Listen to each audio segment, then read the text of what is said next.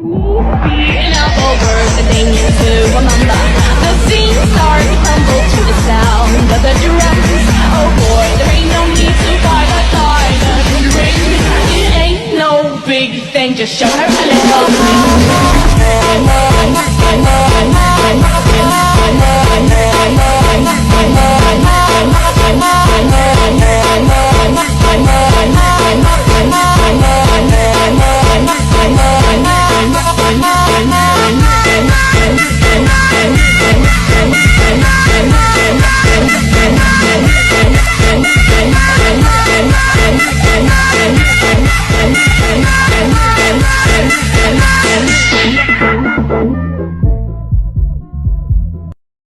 Baik, Assalamualaikum warahmatullahi wabarakatuh. Saya Nur Wahida dari Universitas 19 November Kolaka, Fakultas Ilmu Sosial dan Ilmu Politik, Program Studi Manajemen. Kami dari kelompok 3 akan mempresentasikan materi kami, yaitu terkait dengan apa sih pegadaian itu? Baik, langsung saja kita simak penjelasan berikut. Selama lebih dari 120 tahun, Pegadaian telah menjadi bagian dari perjalanan bangsa ini. Pada abad 21 ini, perkembangan teknologi digital memacu Pegadaian untuk turut beradaptasi dengan melakukan diversifikasi end-to-end produk, baik secara offline maupun online. Kami juga menciptakan ekosistem multi-channel, mulai dari outlet resmi Pegadaian, agen, Salesforce, layanan di berbagai e-commerce, serta penggunaan aplikasi untuk mempermudah layanan pelanggan. Baik, di sini saya akan menjelaskan apa sih itu Pegadaian. Pegadaian adalah lembaga yang memberikan layanan pinjaman uang dengan menggunakan barang sebagai jaminan. Mereka bekerja sama dengan pihak lain untuk memudahkan proses transaksi dan menentukan harga barang gadai. Jika pinjaman tidak dilunasi, barang akan hangus dan dilelang oleh Pegadaian. Sejarah dan perkembangan Pegadaian. Pegadaian atau pawn shop merupakan lembaga perkreditan dengan sistem gadai. Lembaga semacam ini pada awalnya berkembang di Italia, yang kemudian dipraktikkan di wilayah Eropa lainnya, misalnya Inggris dan Belanda. Sistem gadai tersebut memasuki Indonesia dibawa dan dikembangkan oleh Belanda atau VOC, yaitu sekitar abad ke-19.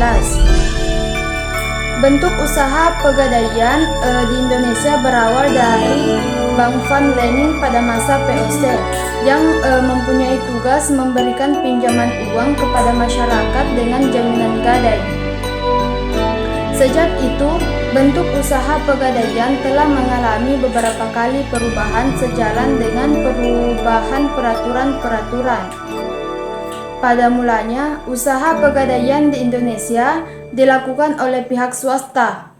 Kemudian pada awal abad ke-20 oleh Gubernur Jenderal Hindia Belanda melalui Statblad tahun 1901 nomor 131 tertanggal 12 Maret 1901 didirikan Rumah Gadai Pemerintahan atau Hindia Belanda di Sukabumi, Jawa Barat. Dengan dikeluarkannya peraturan tersebut, maka pelaksanaan gadai dilakukan oleh pemerintahan Hindia Belanda sebagaimana diatur dalam Statblad tahun 1901 nomor 131.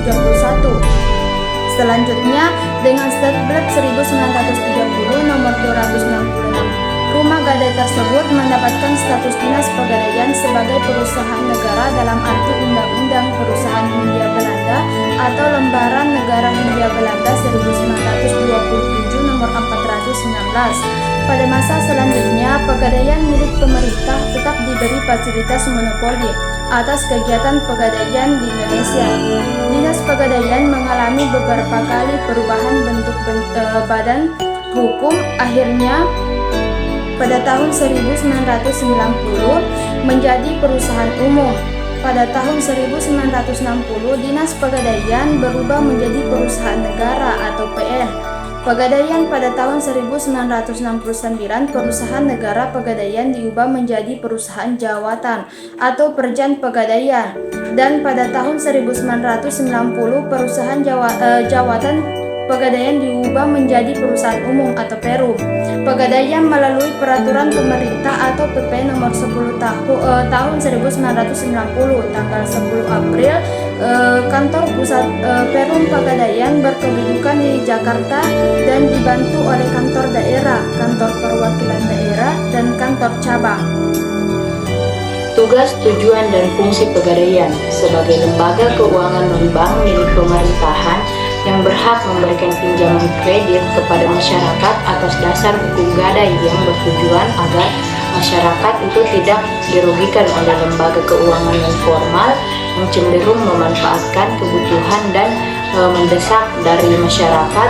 Maka pada dasarnya lembaga pegadaian tersebut mempunyai tugas, tujuan, serta fungsi-fungsi pokok sebagai berikut. Yang pertama itu tugas pokok. Tugas pokok pegadaian yaitu menyalurkan uang pinjaman atas dasar hukum gadai dan usaha-usaha lain yang berhubungan dengan tujuan pegadaian atas dasar materi. Yang kedua, tujuan pokok sifat usaha pegadaian pada prinsipnya menyediakan pelayanan bagi kemanfaatan umum sekaligus memupuk keuntungan berdasarkan prinsip pengelola. Oleh karena itu, pegadaian pada dasarnya mempunyai tujuan-tujuan pokok.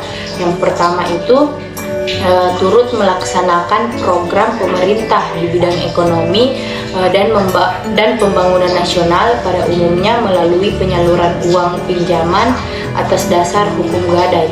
Yang kedua itu mencegah praktik pegadaian gelap dan pinjaman tidak wajar.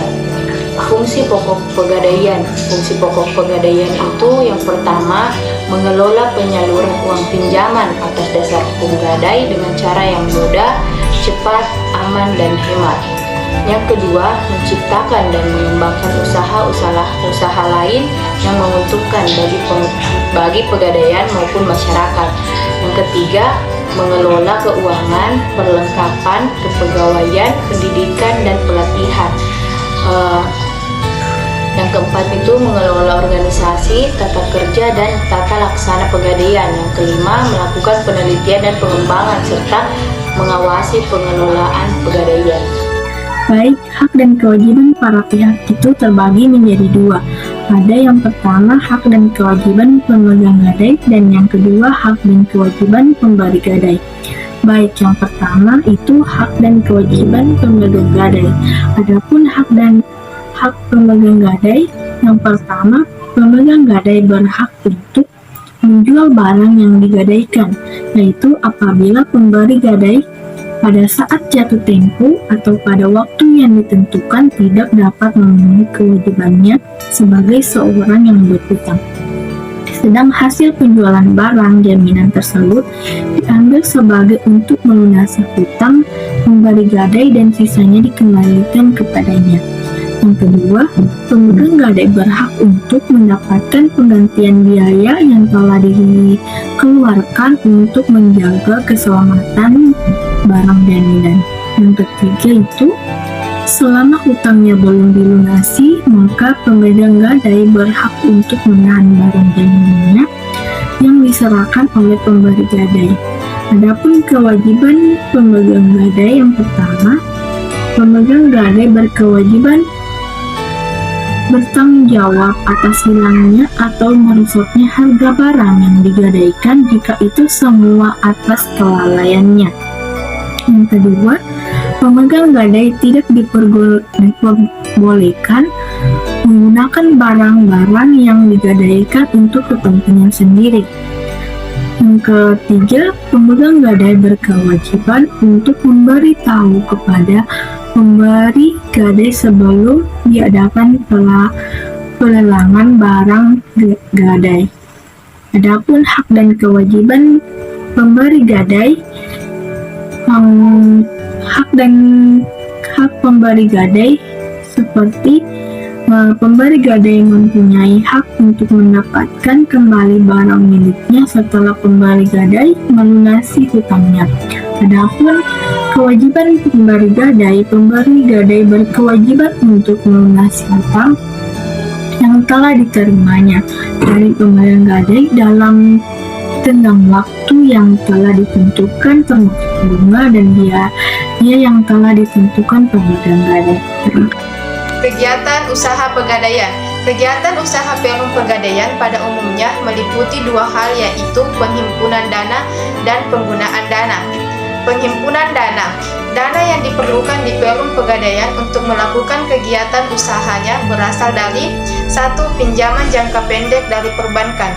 Dalam jangka pendek sebagian besar adalah dalam bentuk pinjaman jangka pendek dari perbankan sekitar 80% dari total dana jangka pendek yang dihimpun. 2. Pinjaman jangka pendek dari pihak lain. Pinjaman dana jangka pendek dari pihak lain biasanya diperoleh dari hutang kepada rekanan, hutang kepada nasabah, hutang pajak, dan lain-lain. 3. Penerbitan obligasi. Untuk memperoleh atau menghimpun dana Perum Pegadaian pernah menerbitkan obligasi sebanyak 2 kali, yaitu tahun 1993 dan pada tahun 1994 yang jangka waktunya masing-masing 5 tahun. 4. Modal sendiri. Modal sendiri yang dimiliki oleh Perum Pegadaian terdiri dari modal awal, yaitu kekayaan negeri di luar APBN, penyertaan modal pemerintah, laba ditahan. Ini merupakan akumulasi laba sejak perusahaan Perum Pegadaian berdiri. Penggunaan dana.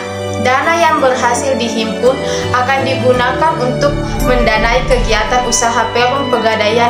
Dana tersebut antara lain digunakan untuk hal-hal berikut. 1. Uang kas dan dana likuid lain. 2.